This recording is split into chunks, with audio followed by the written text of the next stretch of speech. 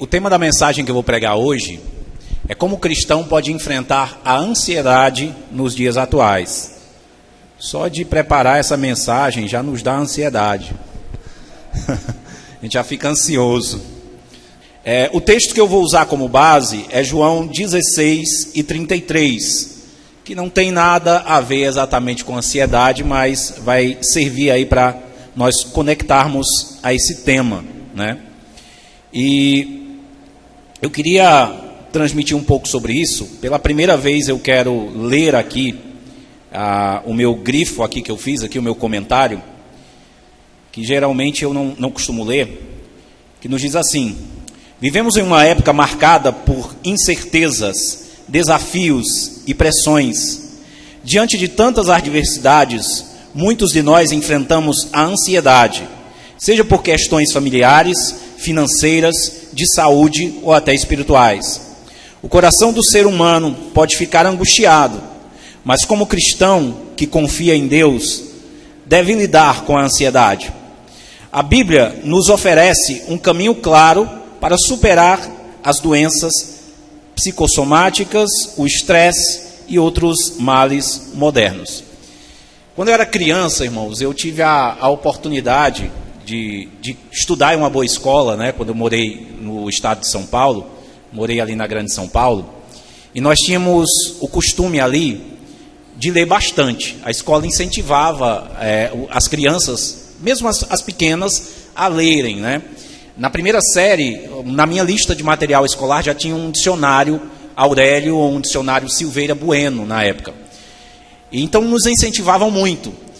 E combinando isso com o estilo de vida ali daquela capital, né, em que a gente vivia mais preso ali dentro de casa, não existia a tecnologia que nós temos hoje, que nos serve como fuga ali daquela realidade. Então, ler era uma opção muito boa, né? E graças a Deus por isso na minha vida.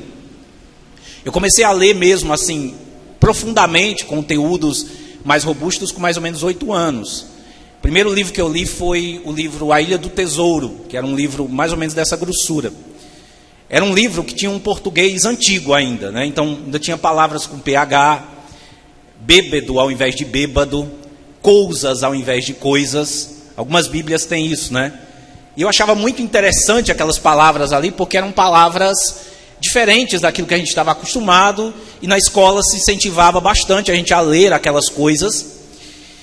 E eu conhecia muitas palavras, tinha lido já muito. Eu comecei a ler sobre Primeira Guerra Mundial, Segunda Guerra Mundial com 9 anos de idade, energia cinética, energia mecânica. Impressionava ali os meus familiares com a relatividade de Einstein. Não sabia muita coisa, mas o que eu sabia dava para passar a impressão que eu sabia. E era bem interessante isso, né? Eu gostava, achava bom, era divertido aquilo. E eu me lembro que um dia eu ganhei de um amigo um adesivo que tinha 2 coqueiros e um bonequinho no meio assim, numa rede deitado, e tinha escrito "No Stress" naquele adesivo. E era um texto em inglês, então eu não tinha conhecimento. E eu levei aquele adesivo para a escola para perguntar para a professora o que queria dizer "No Stress", né? E aquilo gerou uma polêmica na escola naquele dia. Eu levei para a professora de inglês, a professora de inglês pegou aquilo ali e disse: olha, "No Stress" está dizendo sem estresse. Mas o que é estresse? Estresse é uma coisa que a gente não conhece muito bem ainda. Estresse é algo que só os executivos dos altos escalões eles têm. Eles ficam estressados por conta de todas as obrigações diárias, alguns até infartam. E os alunos ali perguntavam: nós podemos ter estresse? Ela dizia: não, nós não podemos ter estresse. Nem donas de casa, nem professores. Isso é uma coisa que está reservada para pessoas que são desse nível aqui. Então esse foi o meu primeiro contato assim, com a palavra estresse, para você ver. Não era algo usual, não era algo que existia. Era mais ou menos 1990, 92, por aí. E eu me lembro que eu vi depois a palavra estresse em um documentário, já aqui no Nordeste, um documentário evangélico, que falava sobre estresse, falava sobre depressão, que falava sobre ansiedade e doenças psicossomáticas, né? E aquele documentário dizia que até 2005, as pessoas, 25% das pessoas do mundo, elas sofreriam de estresse, de depressão, de ansiedade, de outras doenças psicossomáticas. E eu pensava: nossa, Isso é um absurdo, isso nunca vai acontecer. Onde que a gente vai sofrer? Isso é loucura, isso eu acho que as pessoas estão exagerando, 25%. E depois, nos anos 2000, eu tive contato com outro documentário que falava que mais da metade da população do mundo, por volta ali de 2010, 2015, já estaria sofrendo de doenças psicossomáticas, de ansiedade, de depressão e de várias outras coisas assim, que para mim era desconhecido. E mais uma vez eu disse, nossa, isso é um exagero, isso não é possível, isso não é real, não faz parte da nossa realidade. E quem cresceu nessa época, né, sabe que a nossa infância não teve isso, a gente não tinha isso, a gente não lidava com esses termos.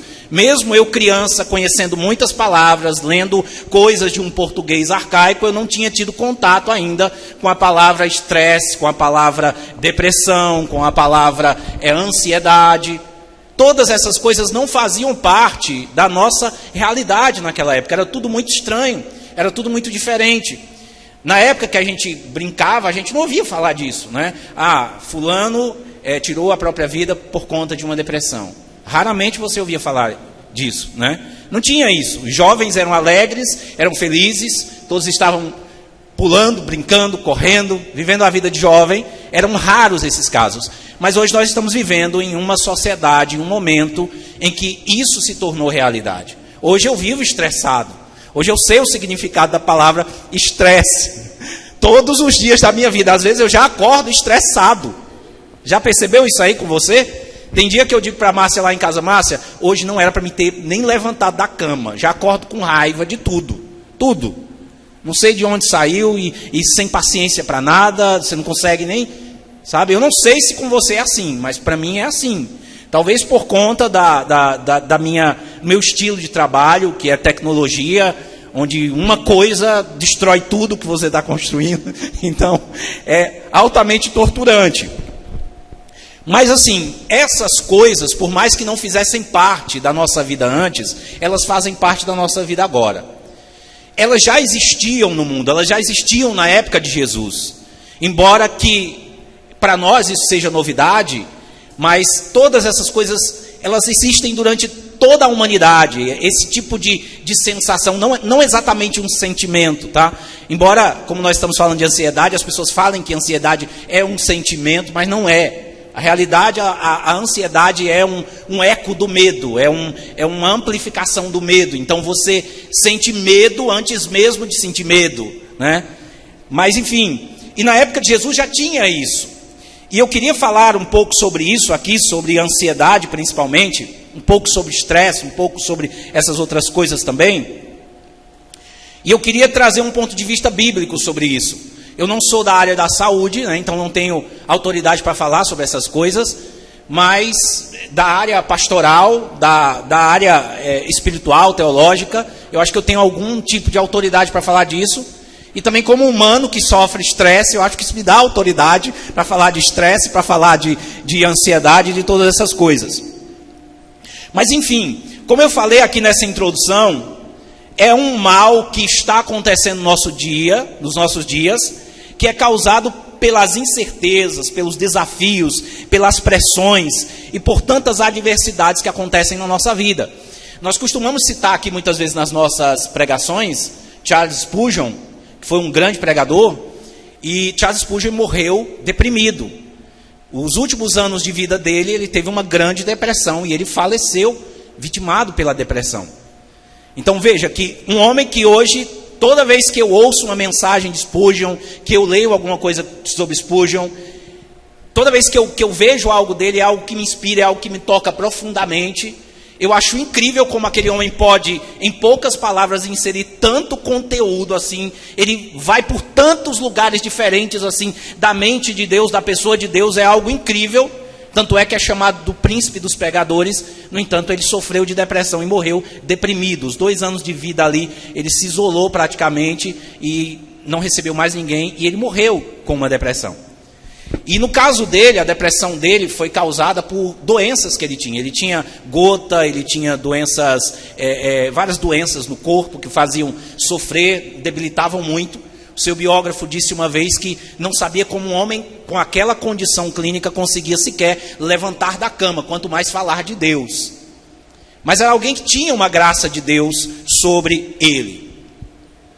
Então, no caso dele, essa depressão, a ansiedade, todos aqueles males que vinham sobre ele, eram decorrentes do seu estado físico ali, e também alguns problemas que ele passou ao pregar o evangelho.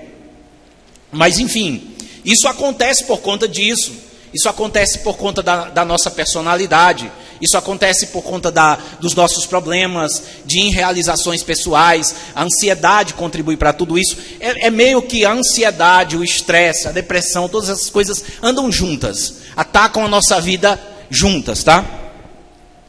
E vamos passar aqui para o nosso texto base, que se encontra em João 16:33. Tenho-vos dito isso, para que em mim tenhais paz. No mundo tereis aflições, mas tende bom ânimo, eu venci o mundo. Vamos refletir novamente nesse versículo aqui para a gente entender, tá? Isso aqui é Jesus falando. Tenho-vos dito isso, para que em mim tenhais paz. O objetivo de Jesus com essa mensagem aqui era: tenhais paz. No mundo tereis aflições.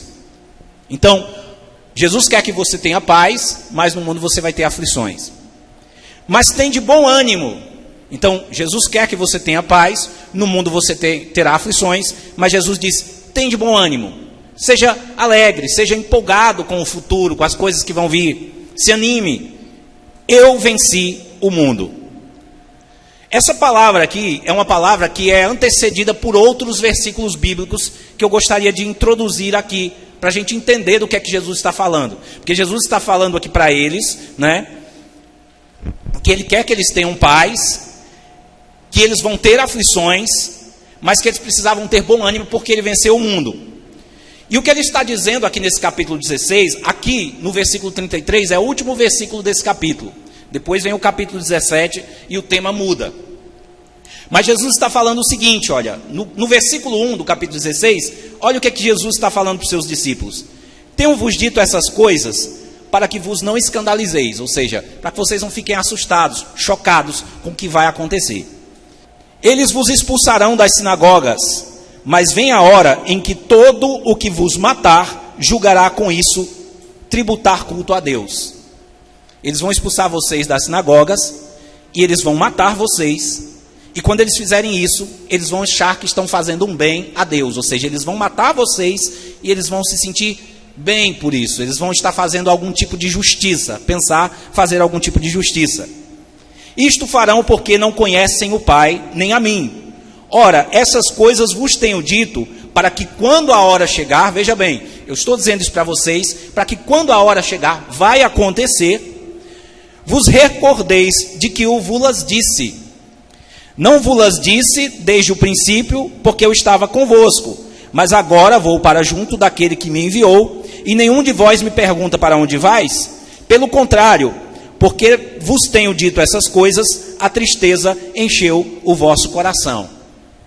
E aí vem mais alguns contextos que eu não vou ler aqui. Ele fala do Espírito Santo, ele fala de outras coisas ali, mas em suma a mensagem de Jesus é essa: olha, vocês vão morrer, as pessoas vão expulsar vocês da sinagoga, eu estou avisando para vocês não se escandalizarem quando isso acontecer com vocês, o mal vai vir sobre vocês, o fim de vocês vai ser a morte. Vocês vão ser mortos e as pessoas vão achar que estão fazendo algo certo ao matar vocês. Aí ele termina dizendo no versículo 33, isso, tenho-vos dito isso para que em mim tenhais paz. Vão matar vocês, vão expulsar vocês da igreja, das sinagogas, mas tenham paz com isso. Olha que coisa interessante, contraditória. Aí ele diz o seguinte: no mundo tereis aflições, mas tem de bom ânimo. Vão matar vocês, mas tem de bom ânimo, fiquem animados. Eu venci o mundo. E basicamente esse é o segredo daquilo que Jesus está tentando dizer para os discípulos. Então veja que Jesus, ele não está mascarando o que vai acontecer com seus discípulos. Ele não está dizendo para eles da seguinte maneira: venham e sejam curados, venham e a vida de vocês vai ser transformada, venham e o que vai acontecer com vocês é que vocês vão viver em plenitude, vocês vão acordar felizes todos os dias, vocês vão dormir tranquilos todos os dias, vocês vão viver uma vida incrível, feliz, alegre. Não é isso que Jesus está dizendo. Ele está dizendo simplesmente para eles: vocês vão morrer, eles vão matar vocês. Eu estou avisando para que quando acontecer, vocês se lembrem que eu avisei. Mas ele diz o seguinte: que vocês deveriam estar em paz e que vocês deveriam ter bom ânimo. E eu me pergunto como alguém fica em paz e tem bom ânimo sabendo que coisas assim vão acontecer. E quando a gente começa a meditar, irmãos, sobre essas coisas, a gente se pergunta, né? Como que Jesus, ele fala essas coisas se ele não está na nossa pele? Porque algumas pessoas falaram, eu estava estudando alguns conteúdos da patrística e lendo alguns escritores perdidos por aí no mundo, e eles diziam o seguinte, que se Jesus tivesse falado para os discípulos, quando ele chamou os discípulos, o que ia realmente acontecer com eles: olha, Pedro, deixa tudo aí que tu está fazendo e vem após mim para ser pescador de homens, porque você vai morrer crucificado de cabeça para baixo. Será que Pedro teria ido? Matias, você vai ser esfolado vivo, vão arrancar a tua pele. E muitos outros, olha, Tiago, vão enfiar uma lança na tua cabeça. Outro, Tiago, você vai passar o fio da espada. Paulo ele disse, né, o que é que ia acontecer. Paulo tinha sido avisado. A grande realidade é que Jesus não esconde. E quando a gente olha para Jesus nesse contexto, a gente pensa, como é que eu posso passar por tudo isso? Jesus não está na minha pele, ele não sabe o que é que vai ser isso para mim, o quanto isso vai ser difícil. E eu quero fazer uma pergunta para você. Jesus sofreu ansiedade na sua vida? O que é que vocês acham? Teve algum momento assim que Jesus sofreu ansiedade? Quando Jesus fala do sofrimento da vida, principalmente para os seus discípulos, ele está falando de uma coisa na qual ele é experimentado, uma coisa da qual ele conhece, uma coisa da qual ele viveu. E ele viveu de uma maneira muito mais intensa do que eu e você vivemos ou poderemos viver. Então Jesus tem autoridade para falar dos sofrimentos. Por mais que você olhe para você, da sua ansiedade, o sofrimento que te causa ansiedade, eu não aguento mais, eu não consigo mais, porque quando a gente sofre, a gente chega a esse patamar, não é? A gente chega a um ponto de pensar assim, olha, não dá mais, está muito difícil, está muito complicado, por que que eu oro e as minhas orações não são atendidas? Por que que eu sofro isso? Será que Deus me abandonou? Será que Deus não olha para mim? Vamos analisar um pouquinho a vida de Jesus em relação ao sofrimento, para a gente poder continuar essa mensagem. Jesus passou pela maioria das coisas, da maioria das experiências ruins que nós passamos. Por exemplo, Jesus, quando ele era pequeno, ele perdeu o pai. O pai adotivo dele, José, partiu, morreu. Por que que José morreu? Poderia ter continuado vivo. Deus poderia ter deixado José ali amparando Maria, amparando Jesus, mas ele perdeu o pai logo cedo. Então ele experimentou essa dor. Outra coisa que aconteceu, ele viveu de certa forma afastado de sua mãe em vários momentos. Embora Maria estivesse ali perto de Jesus em alguns momentos, mas não era sempre. Jesus tinha um ministério que consistia em pregar, em evangelizar. Ele teve os momentos ali com a sua família, mas nos seus últimos momentos ali, não somente a sua mãe se afastou ali, né, em algumas situações, como os discípulos o abandonaram. Na cruz Maria estava lá, né, com João, mas muitas das pessoas que estavam próximas de Jesus o abandonaram. Então, ele experimentou o abandono também. Ele experimentou a perca de pessoas próximas. Ele foi tentado no deserto, assim como nós fomos tentados, todos os dias. E ele foi tentado em cima de questões humanas, da sua natureza humana. Em que foi que o diabo tentou? Em fome, né? Em poder. Então ele foi tentado da mesma maneira que nós fomos tentados. Ele experimentou a tentação. Ele não cedeu, ele resistiu. Mas o fato dele ser tentado nos diz que aquilo ali mexia com ele. Satanás não ia tentar se ele não visse que aquilo ali não... Porque muitas vezes nós analisamos Jesus e nós pensamos em Jesus como um super-herói, né? Aquele homem que ele pode tudo, é como um super-homem. Ele voa, ele anda sobre as águas, ele faz ele cura, ele faz sinais, ele faz milagres. E a gente olha para Jesus e a gente pensa, Jesus não sofreu, ele não entende, talvez não tenha vivido da forma que eu estou vivendo. Às vezes a gente diz, olha, as pessoas não entendem o meu sofrimento porque elas não estão na minha pele. Então, elas não entendem a minha ansiedade, elas não entendem a minha tristeza, elas não entendem o meu estresse, porque só eu sei o que é que eu vivo, como é que eu trabalho, Mas você pode ter certeza de uma coisa, que tudo que está na Bíblia A Bíblia, ela tem resposta e ela tem amparo para qualquer situação que você venha passar. E Jesus é um exemplo claro disso. Jesus chorou diante do túmulo de Lázaro. Nós vemos Jesus chorando ali. Tristeza. Ele estava chorando por conta da incredulidade daquelas pessoas, né? Alguns teólogos vão defender que é por conta de Lázaro, as pessoas vão interpretar ali, mas ele chorou. Ele se sentiu só durante vários momentos de sua vida, inclusive na cruz. Olha que momento ruim para estar só. Deus meu, por que me desamparaste? Por que me abandonaste? Era um momento que ele precisava de Deus ali.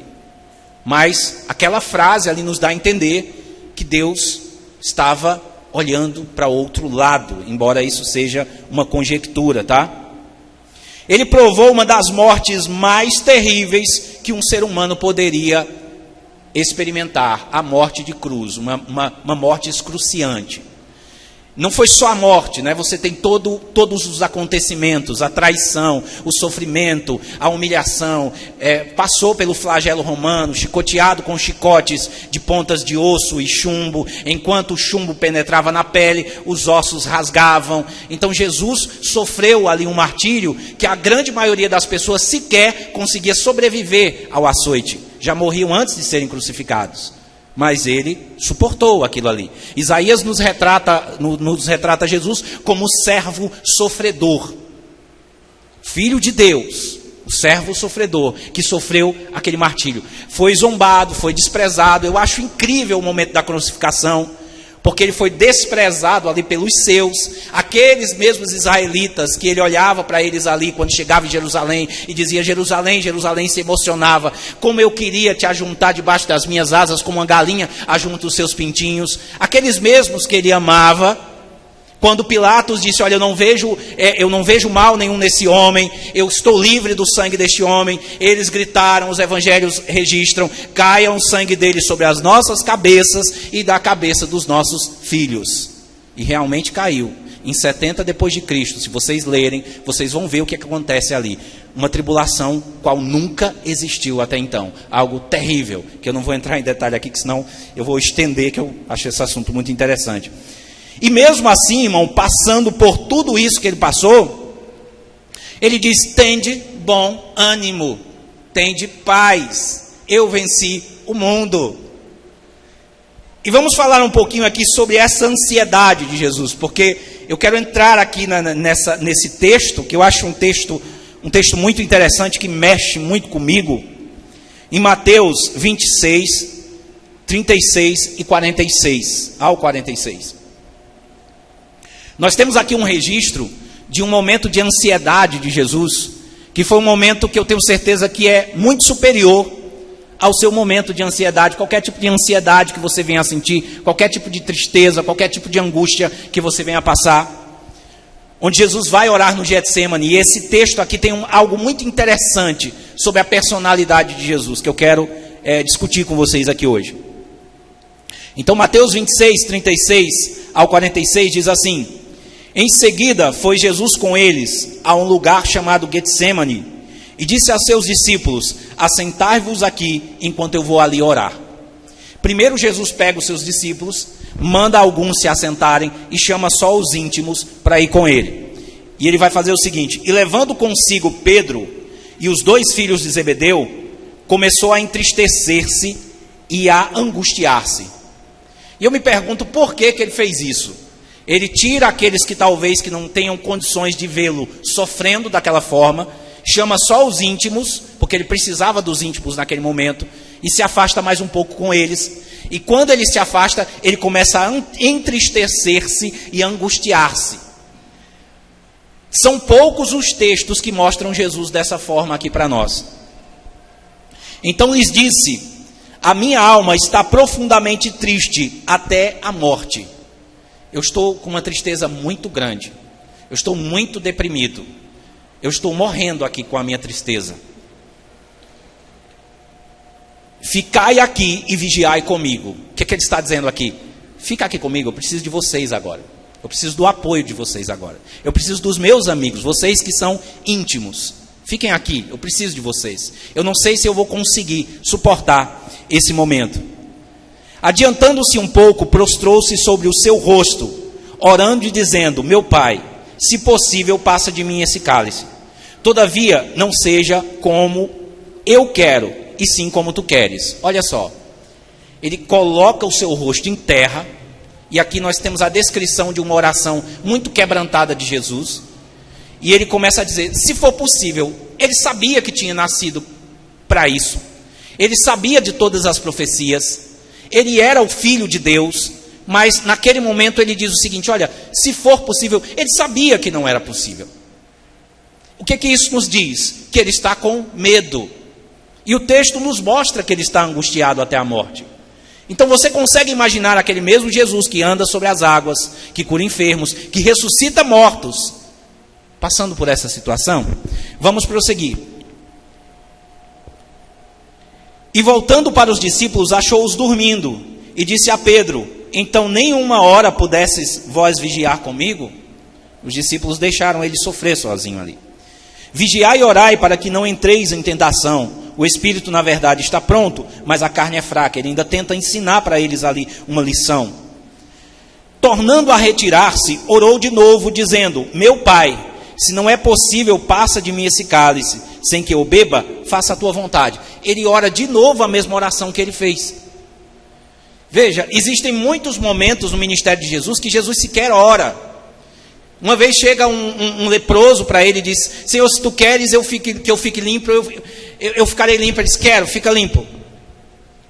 Ele sequer levanta as mãos em oração ao Pai. Existem momentos em que ele faz milagre, em que ele ora. Então ele nem precisava orar para fazer milagres, mas aqui ele está repetindo uma oração 2 vezes.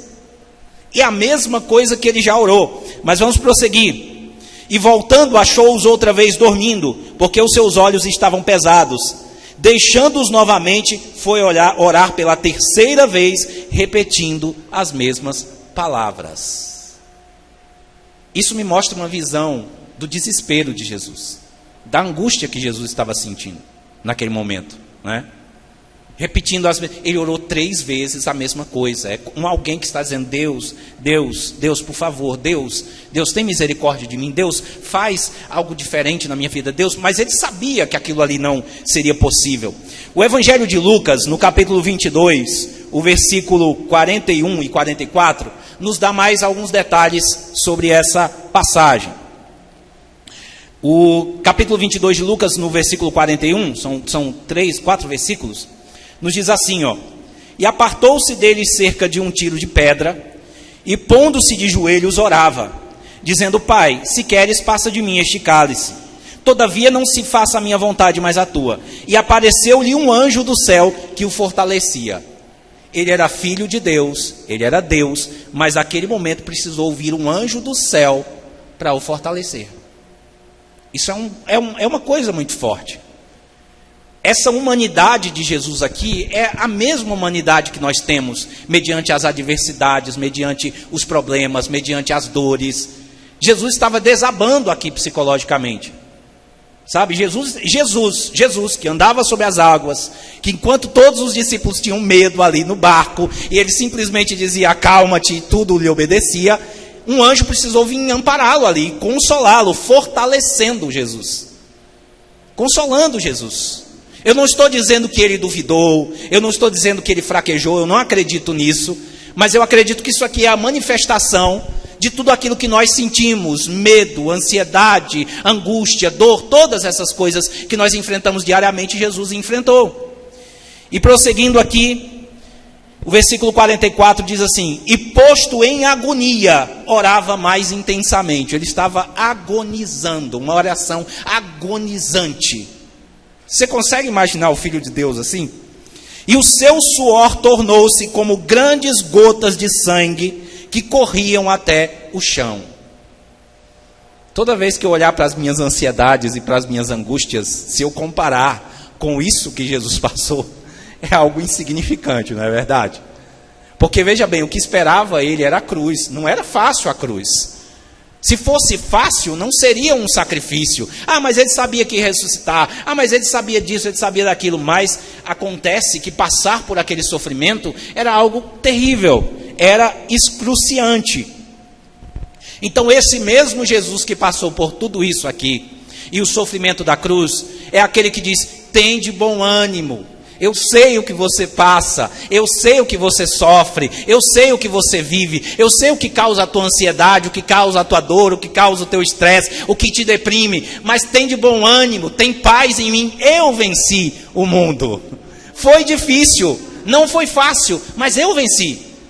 Veja, se ele venceu e ele te dá força para vencer o mundo, você vai vencer também.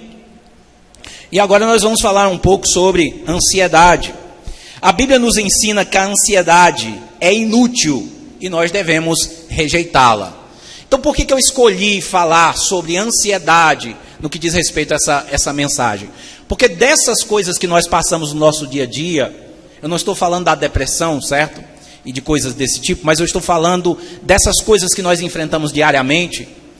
Porque a depressão já é um estágio mais avançado de muitas frustrações, de muitos problemas, de outros problemas clínicos também, que muitas vezes a pessoa possa ter. Eu não estou retirando aqui a questão da saúde da pessoa, mas eu estou falando sobre essas coisas que nós enfrentamos no dia a dia, e eu acho que aquela que mais nos afeta, que mais mexe conosco, é a ansiedade. Porque a ansiedade é algo que precipita o medo na nossa vida. A ansiedade, ela tem a capacidade de nos fazer viver sempre com medo. A pessoa já acorda com medo, a pessoa não consegue viver o hoje, porque ela está vivendo o amanhã, o depois e o depois. Ah, mas será que eu vou conseguir passar naquele concurso que vai acontecer no dia 32? E ela fica ali com aquela coisa. Ah, mas e se o carro, ele furar o pneu na volta daquela viagem? Olha como é sutil essas coisas. Ah, mas e se o avião cair? Né? São coisas que a gente vive diariamente. Veja, são coisas que a gente vive. Ah, mas e se eu adoecer?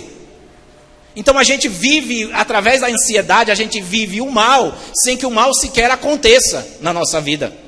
Teve um estudo que eu estava lendo há algum tempo atrás, dizendo que apenas 2% daquelas coisas que nós tememos e nos preocupamos realmente acontecem na nossa vida.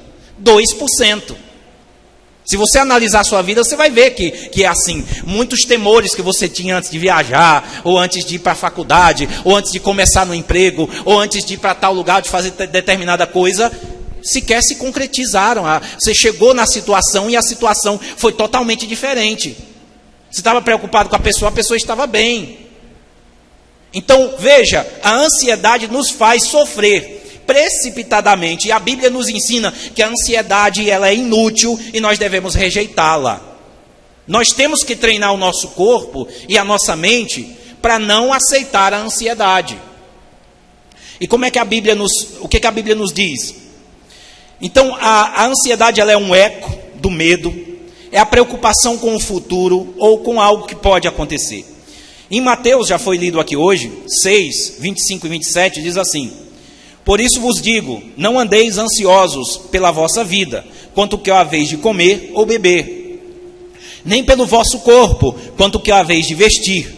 Não é a vida mais do que o alimento, e o corpo mais do que as vestes? Observai as aves do céu, não semeiam, nem colhem, nem ajuntam em celeiros, contudo, vosso Pai Celestial as sustenta. Não valei vós muito mais do que as aves?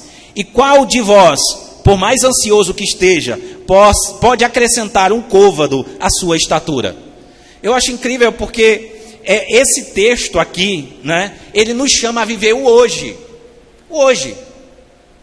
Ele nos tira do amanhã.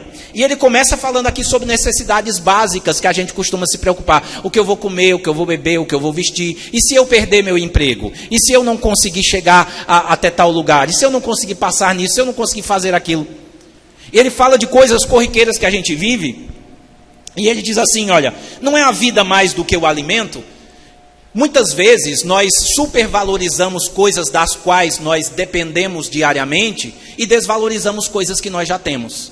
O sujeito reclama porque passa por alguma necessidade financeira, enquanto tem uma família linda e abençoada.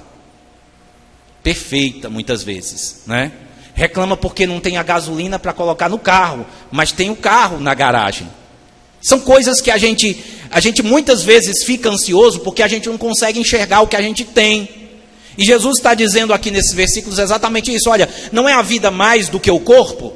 Você está vivo, você tem possibilidades de fazer muitas coisas. Nós muitas vezes ignoramos que nós somos pessoas saudáveis, pessoas capazes de irmos lá e conquistar nossos objetivos. Muitas das coisas às quais nós andamos ansiosos no dia a dia, elas são fruto de uma atitude que nós não tomamos, um posicionamento que nós não tomamos, ou alguma coisa que nós não fizemos, ou alguma coisa que não é para acontecer na nossa vida. E ele diz assim: observai as aves do céu, não semeiam, nem colhem, nem ajuntam nos celeiros, contudo vosso Pai Celestial as sustenta. Não valeis vós mais do que muitas delas? E qual de vós, por mais ansioso que esteja, pode acrescentar um côvado à sua estatura? Então ele está dizendo: olha, você é mais precioso para mim do que todas as outras coisas. E isso é uma verdade, certo? Por mais que muitos pregadores venham a dizer assim: olha, eu não estou falando para você que você é o centro da vontade de Deus. Eu estou dizendo que você é precioso. E isso é uma verdade. E já que está gravado em vídeo, eu detesto a pregação calvinista que trata o homem como um lixo diante de Deus. Eu não vejo isso na Bíblia. O homem, sim, ele vive como... as atitudes que o homem vem a tomar para Deus, elas não são suficientes. Porém, você é amado. Jesus morreu por você. Jesus pagou um preço por você. Ninguém paga um preço por algo que não vale nada. Eu creio nisso, eu vejo isso. Fui criado, fui pensado por Deus. Você foi pensado por Deus. E ele está dizendo aqui o seguinte: olha, você vale mais do que as aves. É isso que ele está dizendo para você. Você é mais importante do que as aves. E ele diz assim: ninguém pode assentar, por mais preocupado que esteja, ansioso que esteja, pode acrescentar um côvado à sua altura. Ou seja, existem coisas com as quais você se preocupa, que estão além do seu controle. Um grande segredo para vencer a ansiedade é pensar o seguinte: eu posso influenciar alguma coisa nessa situação me preocupando? Sim ou não? Se não, esquece. É isso que esse versículo está dizendo para você. Ah, mas o que vai acontecer semana que vem, quando acontecer isso? Você pode alterar alguma coisa? Se você não pode, então se tranquiliza. Ah, mas eu estou me sentindo mal, e se acontecer isso, se acontecer aquilo? Olha, muitas das nossas preocupações vêm de coisas que a gente não tem influência nenhuma. Agora, se você pode influenciar, e você tem que agir. Mas ele está dizendo aqui que você não pode, com a sua preocupação, com a sua ansiedade, acrescentar um só côvado à sua estatura. Você sai de manhã para procurar emprego, rodou o dia inteiro procurando emprego, não achou? Vai chegar em casa, vai se deitar e vai ficar preocupado. Ah, o meu emprego vai... Não, vai não. Descansa, já procurou, já fez o que você podia fazer. Agora relaxa e confia em Deus. Entrega a vida nas mãos do Senhor. Jesus nos aconselha a vivermos um dia de cada vez, sem nos preocuparmos exclusivamente com o futuro. Uma pessoa ansiosa sente a necessidade de controle. Alguém assim nunca vive o hoje. Por que eu sou ansioso? Muitas vezes, porque eu quero controlar o que vai acontecer na minha vida. Aquele cara lá do celeiro, né, que queria plantar, que plantou, o que eu vou fazer? Eu vou plantar mais roças ali, eu vou plantar, vou construir, derrubar meus celeiros, construir maiores, vou fazer tudo aquilo ali, depois eu vou dizer para a minha alma: come, bebe, minha alma, porque você tem abastança, e agora você está seguro. Ele estava tentando resolver uma ansiedade que ele sentia, a ansiedade de faltar, sabe? Todo mundo sente essa ansiedade, né? Ah, se eu pudesse ficar milionário para não precisar mais trabalhar na minha vida, certamente eu seria menos estressado e menos ansioso. Pelo menos eu penso. Pelo menos você pensa também. Mas existiriam outras coisas que certamente ocupariam esse lugar aí do problema financeiro. E em Mateus 6:34 nos diz: portanto, não vos angustieis com o dia de amanhã, pois o amanhã trará os seus cuidados. Basta a cada dia o seu mal. Então, você não deve se angustiar. Viva hoje, lide com o mal de hoje. Amanhã você lida com o mal de amanhã. A Bíblia também nos chama a entregarmos as nossas preocupações nas mãos do Senhor. Em 1 Pedro 5:7 diz assim: lançando sobre ele toda a vossa ansiedade, porque ele tem cuidado de vós. Aí entra o fator Deus na nossa vida. Nós não podemos ser movidos só por aquilo que nós podemos fazer, por aquilo que nós esperamos que aconteça na nossa vida. Nós temos que ter fé. Ser ansioso é, de certa forma, fraquejar na fé.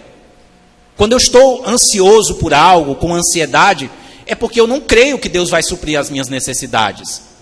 Porque se eu tenho medo de Deus não suprir as minhas necessidades, eu já não creio que Deus possa suprir as minhas necessidades.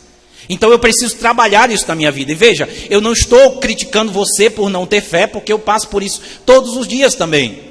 Eu estou falando que nós precisamos trabalhar a nossa vida, a nossa mente, para que nós possamos vir a ter fé, a nos sentirmos seguros.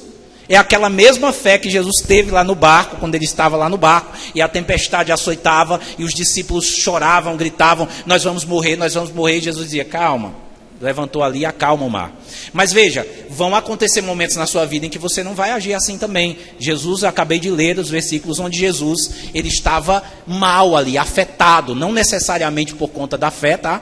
Mas porque aquilo que ia acontecer na vida dele era algo grande. Então, evite também, irmãos, aceitar rótulos e diagnósticos e problemas facilmente. Sou ansioso. Eu estava refletindo sobre isso aqui, por isso eu coloquei esse ponto nessa mensagem, porque às vezes nós abraçamos esse estereótipo. Quantas vezes você já ouviu, ou até mesmo você já ouviu, pessoas fazerem, eu sou uma pessoa ansiosa, eu sofro de ansiedade. Essa já é uma declaração contrária à fé que a Bíblia nos ensina. O que a Bíblia nos ensina é algo diferente disso, não é? Ser corajoso, ser valente. Se te mostrares frouxo na hora da angústia, a tua força será pequena. Não é isso que a Bíblia fala? Então, muitas vezes, nos posicionar é algo necessário. Tem um livro que o título dele era Deus não age, Deus reage. E esse livro fala sobre várias situações na vida das pessoas, onde Deus reage ao posicionamento das pessoas. E isso é claro. Veja, quando Deus fala com Moisés e manda ele tocar ali as águas para que o mar se abrisse, ele dá uma ordem ali para Moisés tomar uma atitude. Se Moisés não tivesse tocado ali nas águas, as águas não teriam aberto. Mas Deus estava dando um comando, e a Bíblia nos dá vários comandos: ser valente, ser forte, não tenha medo, não tema. Deus não nos deu espírito de covardia, mas de poder, amor e moderação. Todas as palavras que nós encontramos na Bíblia, embora a Bíblia lide muito com a questão do sofrimento, com a questão da angústia e de várias outras coisas, todavia, ela não nos encoraja a sermos fracos mediante a isso. Então, muitas vezes, né, a gente assume determinados rótulos, né, tipo, o meu problema, a minha doença, né? A gente passa por isso muitas vezes, né? Eu acho interessante como as pessoas no mundo hoje, elas têm essa facilidade em rotular. Eu estava conversando com um amigo meu um tempo desse, e eu estava falando algumas coisas, e ele olhando para mim assim, ele disse, você tem TDAH, isso aí é TDAH. E inventou-se uma coletânea de siglas, né? Eu não conto, irmãos, as dezenas de pessoas que já me disseram que eu era autista. Viu? Eu não conto. Teve um amigo meu até que a família dele estava com raiva de mim, né? Porque é uma pessoa muito antipática, uma pessoa muito estranha, aquele teu amigo, não vou dizer o nome, mas mora aqui nessa cidade. E ele disse, não mãe, é porque ele é autista. Ele é daquele jeito porque ele é autista. Aí a família, é autista. Passaram a me amar porque me identificaram como autista. Tem gente que afirma categoricamente. Eu já fiz uns 10 testes desse negócio de autista, dá quase 100%. Explicaria muita coisa na minha vida, mas eu não sou, tá? Eu tenho certeza disso. Eu sou só uma pessoa que tem falhas e defeitos. Alguns aparecem muito mais, me tornando uma pessoa detestável para algumas pessoas. Mas está em trabalho, em processo, e Deus vai corrigindo isso com o passar dos anos. Amém? Um dia vai corrigir, né? Amém. Isso é verdade, irmão. Você não tem? Eu tenho, eu sei. Tem dia que eu acordo e que eu tenho raiva de mim. Eu digo, eu tô nojento hoje. Eu não me suporto, às vezes. Não sei se você passa por isso, eu passo por isso. Eu digo às vezes para Márcia, hoje nem era para me ter levantado da cama, eu não quero interagir com ninguém, eu não quero nem eu mesmo, eu quero dormir e esquecer. Às vezes é assim, certo? Mas enfim, nós temos nós vivemos em um mundo hoje que quer essas coisas. As pessoas parecem que têm sede de diagnósticos, né? Elas querem uma explicação para a sua condição, para a sua ansiedade, para o seu problema. É porque olha, tem um monte de amigo meu hoje que tudo é autista. Eu estou dentro do espectro A, do espectro B, do espectro C, e nunca tinha isso antes, né?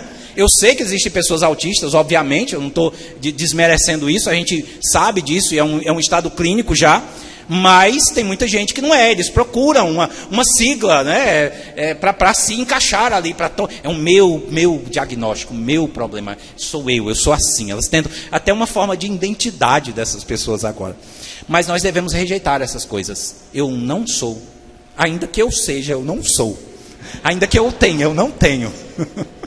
Ainda que todos os testes que eu já fiz tenham dado quase 100%, eu não sou. Tá? Eu estava dizendo para a Márcia esses dias, Márcia, você já ouviu falar de um milionário excêntrico? Pois é, eu sou um pobre excêntrico, é isso. Eu só não sou milionário, mas eu sou excêntrico. Então é isso, são minhas excentricidades. Mas enfim, veja, Jesus... ele ensina a gente a rejeitar essas coisas, né? Em Romanos 12:2 diz assim: e não vos conformeis com este mundo, mas transformai-vos pela renovação da vossa mente, para que experimenteis qual seja a boa, agradável e perfeita vontade de Deus. Então, ao invés da gente ficar tentando trazer doenças para a nossa vida, problemas para a nossa vida, vamos repreender essas doenças. Mesmo que a gente seja atacado por elas, vamos expulsar. Eu não aceito esse mal, eu não quero esse mal, eu não quero viver isso na minha vida, eu quero ter uma condição diferente, e eu não recebo isso, eu não aceito, eu não sou TDAH, eu não sou isso, eu não sou aquilo, eu não tenho isso, eu não tenho aquilo, não tenho. Isso é importante, né, para a gente vencer essa ansiedade. Eu não sou ansioso, eu não vou carregar esse rótulo. Se eu estou ansioso agora, mas eu vou ficar bem calminho, vou tomar um chazinho de cidreira, algumas coisas assim para mim me acalmar. Outro ponto importante aqui, já estamos terminando, são só 4 pontos dessa vez, tá? E mesmo assim ainda está correndo ali o relógio. Mude suas atitudes para você vencer a ansiedade. Cuide do seu corpo, da sua mente e do seu coração. Nós muitas vezes achamos que as coisas que nos acometem, espirituais, sentimentais, psicológicas, elas só são resolvidas através de algo espiritual, de um mover espiritual, mas a realidade é que tem que ter a nossa parte também, né? Veja, o caso de Paulo aconselhando Timóteo a tomar um pouquinho de vinho por conta do problema no estômago dele, né? Paulo tinha um dom de cura, Paulo ressuscitava mortos, ele não podia simplesmente ir lá e colocar a mão na barriga de Timóteo, mas Paulo estava dizendo, olha, toma algumas atitudes que você pode tomar. Muitas coisas na nossa vida, nós precisamos tomar uma atitude, né? Essa de não aceitar esse rótulo, eu acho que é a primeira atitude que todo mundo deve tomar contra a ansiedade, contra qualquer outra coisa. Mas, aqui em Filipenses 4:8 diz assim: finalmente, irmãos, tudo que é verdadeiro, tudo que é honroso, tudo que é justo, tudo que é puro, tudo que é amável, tudo que é de boa fama, se há alguma virtude, se há algum louvor, seja isso que ocupe o vosso pensamento. Então veja bem, a pessoa é ansiosa porque ela passa o dia pensando em coisa ruim. Ela passa o dia assistindo coisa ruim. Ela passa o dia assistindo notícias ruins, sabe? Ela está lá nas redes sociais consumindo coisas que estão ali. Aí isso vai cultivar a ansiedade. Eu acho que quase 90% da ansiedade desse mal que está tomando esta geração, vem exatamente das fontes das quais nós estamos bebendo hoje. Você levanta de manhã, liga no noticiário, morreram 15, acidente de ônibus não sei aonde. Você liga de tarde, parece que jogam um monte de sangue em cima de você. É desse jeito. E a pessoa consome aquilo, a pessoa se alimenta daquilo. Qual vai ser o resultado disso? Você é aquilo que você consome, né? Então o que a Bíblia está nos dizendo aqui? Que finalmente, se tudo que é verdadeiro, tudo que é honesto, tudo que é justo, tudo que é puro, tudo que é amável, tudo que é de boa fama, nós temos que alimentar a nossa alma, a nossa mente com essas coisas. Então cuide da sua mente, tome atitudes para isso, tá? Procure ter um coração alegre também. É difícil nesse tempo a gente ter um coração alegre, não é difícil. A gente vê tudo desmoronando ao nosso redor, a situação do país e todos. Mas, gente, todas essas coisas já aconteceram em todas as outras épocas. Na época dos discípulos não era diferente disso, certo? Toda hora o mundo acabava, tudo ia se acabar, as políticas disso, as políticas daquilo mudavam, as pessoas eram perseguidas. Mas a palavra de Deus nos diz aqui, em Provérbios 15:13, o coração alegre aformoseia o rosto, mas com a tristeza do coração o espírito se abate. Então muitas vezes você está abatido, não tem força, não tem graça, perdeu a fé, perdeu a esperança de viver, porque o seu coração está triste. Porque você está se alimentando de tristeza.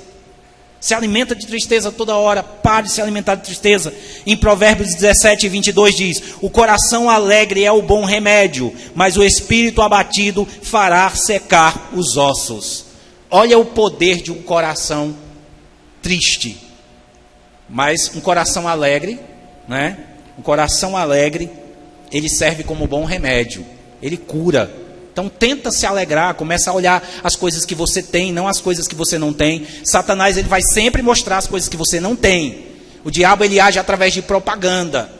A principal arma de Satanás é a propaganda. Ele vai mostrar aquilo que está te faltando, aquilo que você perdeu, aquilo que você não tem, aquilo que você não consegue, que é para você se entristecer. Começa a olhar as coisas que você tem. Você tem uma família, você tem uma casa, você tem um emprego, você tem uma formação, você tem uma escola, você tem amigos, você tem pessoas próximas. Falta algumas coisas, mas a vida de ninguém jamais vai ser completa.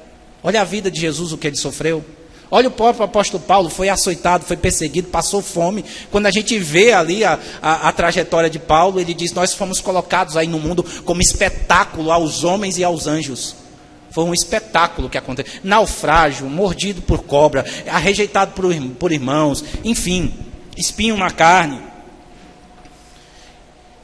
Então o coração alegre, ele serve de bom remédio, ele vai curar o teu corpo, mas o espírito abatido fará secar os ossos. Se você se entristece, se você se deixa dominar pela ansiedade, pela tristeza, você vai adoecer. Você vai acumular essas doenças psicossomáticas. Procure cuidar do seu corpo com sabedoria. A Bíblia ensina claramente que cuidar do corpo é dever do cristão, pois nosso corpo é presente de Deus, criado para glorificá-lo. Tem um pregador, um pregador muito usado por Deus, Robert Murray.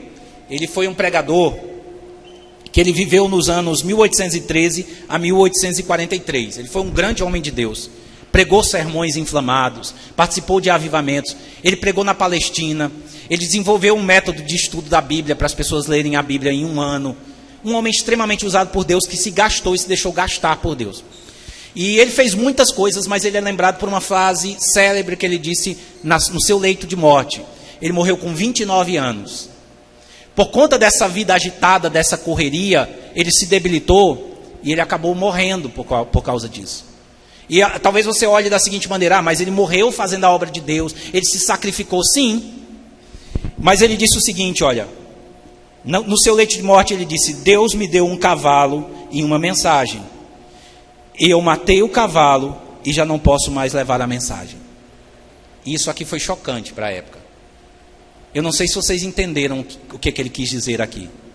Ele está fazendo uma alegoria ali com os mensageiros, que recebiam um cavalo e recebiam uma mensagem para entregar em um determinado lugar. E ele disse: Deus me deu um cavalo, o meu corpo, e uma mensagem, o evangelho. Eu não cuidei do meu corpo, matei o cavalo, e agora eu não posso mais levar a mensagem. Você está entendendo?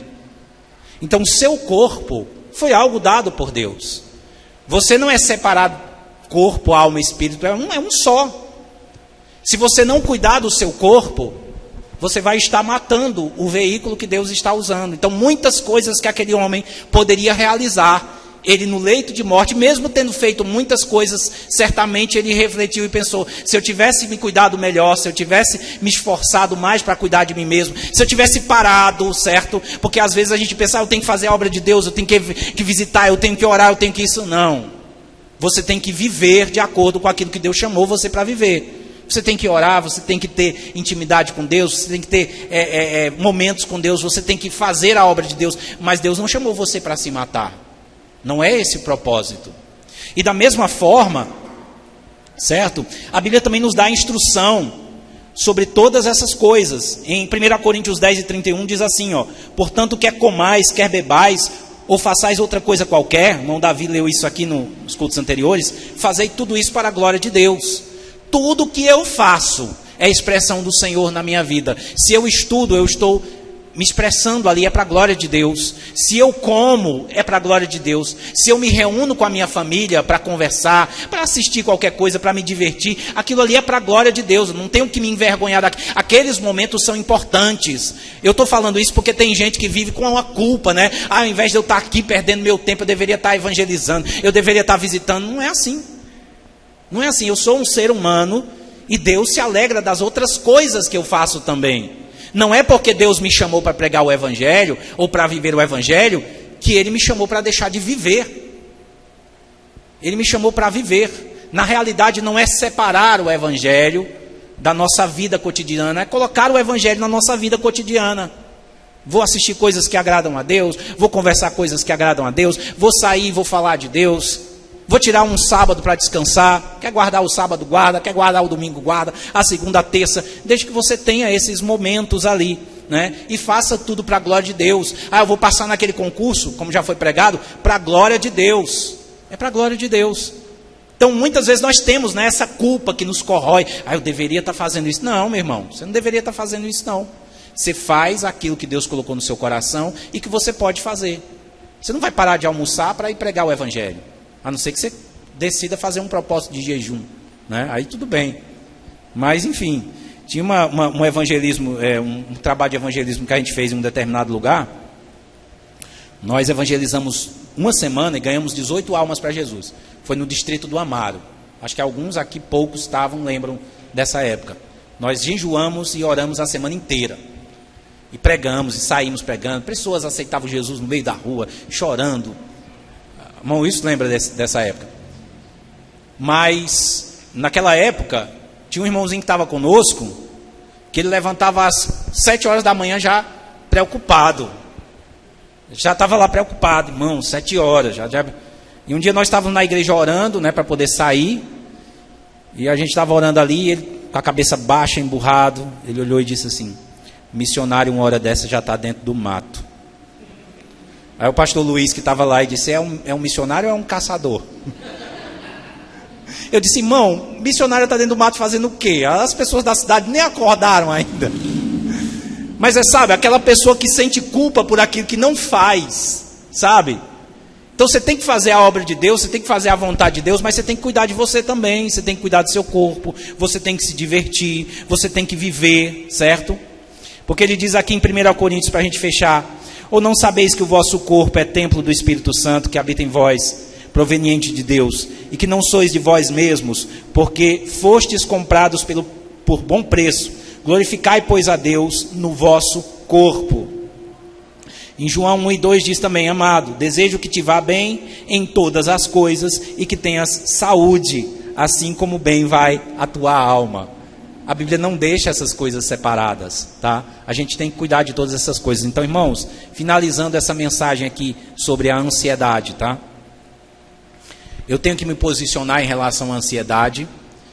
É um mal presente nos nossos dias, não tem como evitar. Jesus passou por momentos de ansiedade, mesmo ele sendo Deus. O salmista, se você ler os salmos, você vai ver ali o salmista chorando, ansioso. Todas aquelas coisas ali que ele passava, ele sofria. Você vê exemplos na Bíblia inteira de pessoas que estavam ansiosas, né? Mas a palavra imperativa de Deus é: não andeis ansiosos por coisa alguma, certo? Uma das esperanças que nós temos que alimentar é: a nossa cidade não é essa daqui. Nós não estamos lutando para construir algo aqui. Por mais que a gente precise fazer as coisas aqui, mas o nosso objetivo principal é passar daqui para lá. O tempo que nós vamos passar aqui, ele é tão insignificante comparado com a eternidade. Olha, daqui a 100 anos, todos aqui estaremos mortos, todos, inclusive as crianças, muito provavelmente, todos, todo mundo vai para o mesmo lugar. E daqui a 300 anos, 400 anos, ninguém vai nem saber quem foi você e quem fui eu, nem saber. Você já pensou nisso? E daqui a 500 anos, 600 anos, para você, se você for para a eternidade, o que vai ser esses 100 anos que você passou aqui? Se você passar 100, tá? Estou sendo bondoso com você. E daqui a 1000 anos, o que vai ser esses 100 anos aqui que você passou? E 2000 anos, e 3000 anos, e 4000 anos, e 5000 anos. Veja que mediante a eternidade, essas coisas que nos deixam ansiosos, elas não significam absolutamente nada, tá bom? Então, amém, graças a Deus, não andeis ansiosos por coisa alguma.